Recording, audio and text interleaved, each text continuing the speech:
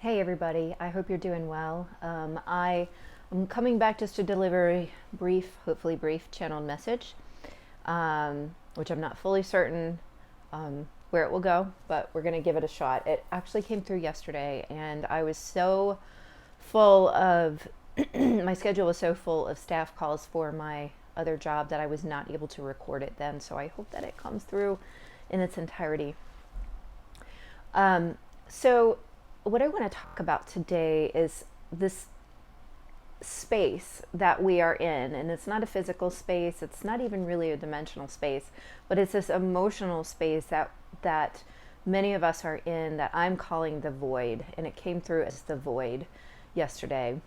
And what does that really mean? Well, what it feels like to me is this very potent transitional space. It's like, it almost feels like that moment of realization after Armageddon or something. And I hope you have not been through Armageddon in the last, week or so, but it's like that time in between moving from one way of life to another, when you have just been forced to, or made the decision to, release old habits or ways of being or thought patterns, physical patterns in your life, and you are essentially learning how to live again, is kind of what I'm hearing right now. It can be very difficult, it can be very stressful, it can be very emotional, it can be very scary. And we touched on this a little bit in my last video, that the guidance is that once you are through it, what's on the other side is quite beautiful. So this is really a message about hope, and about trust, and about faith, and about allowing yourself to flow with the energies that are being brought your way, but not allowing yourself to be sort of weighed down or drown in a feeling of hopelessness or fear or anxiety. I do feel that many of you are there now, or have been there. I am feeling like maybe a third of you have come out of that and are just leaving that space. Some of you are still in it. It is the hallmark of an extremely profound transition. So know that you have just changed your life in some way by releasing the patterns, by releasing the old paradigm, by releasing ways of doing things, relationships, jobs, all kinds of things that were maybe not serving you anymore. And you might still be fighting with an intense feeling of grief. So it's important to allow yourself to grieve that. No matter how irrational you think it is, or how much of a time waster you think something like that is, allow those feelings to flow through you so that you can recognize them and look at them and say, yes, I'm very sad that this part of my life is over, even though it was painful, and even though it wasn't good for me, or whatever. It might even be even though it was joyous and amazing for a long time, and then it just became that I outgrew it. So your circumstances are all going to be unique and original, but if you are going through that grieving period, it feels to me like almost like the release of an addictive behavior toward another person, toward a way of life, toward a habit or something. It's appropriate to grieve that. It's appropriate to grieve that part of your life moving on. So right now you're in that in between, and that's okay. And I think the message really is to sink into the in between, to allow it and just sort of recognize it for what it is, to feel the feelings that you feel in the void. Okay. It's that fear of the unknown, which is kind of overcoming a lot of people, not knowing what's coming in next. Having said, okay, I followed my guidance, I did what I thought was right, or what I felt was right. Now what?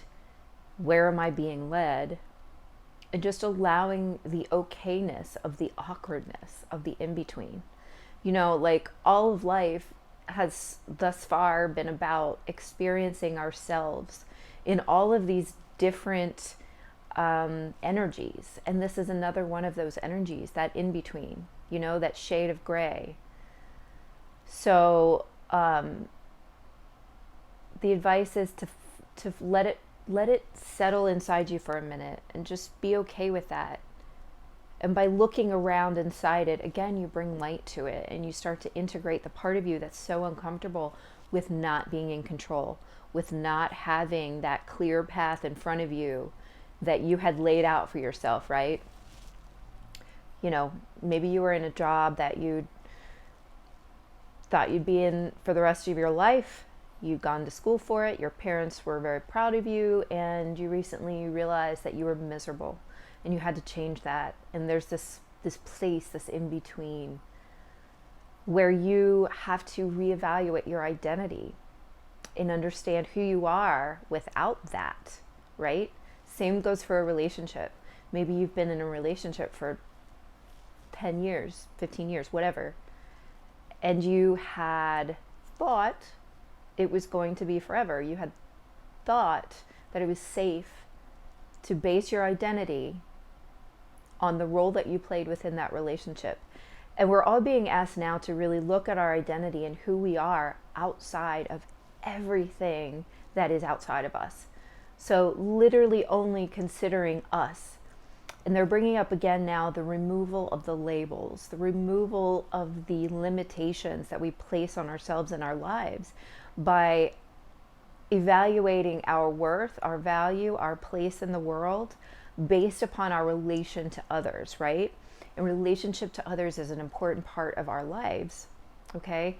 But our individuality is rooted in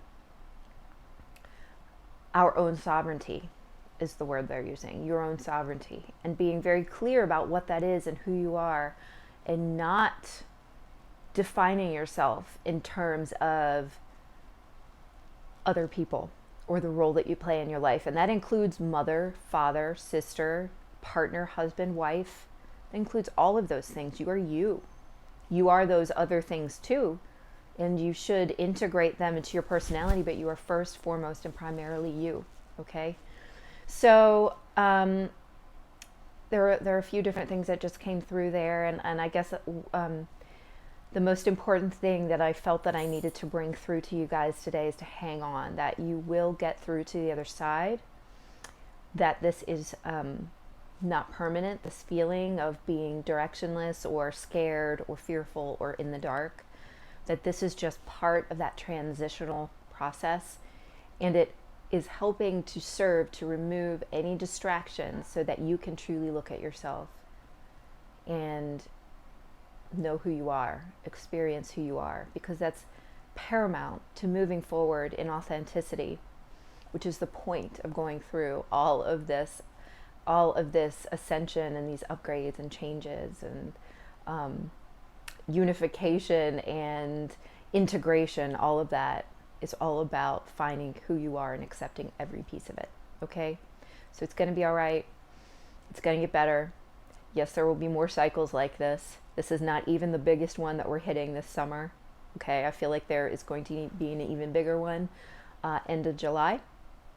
That's just my feeling. I don't know anything. I don't have any data backing that up, but that's just my feeling. So do know that things are on the move and that we simply need to flow with them. That's going to make it easier. Okay? All right, guys.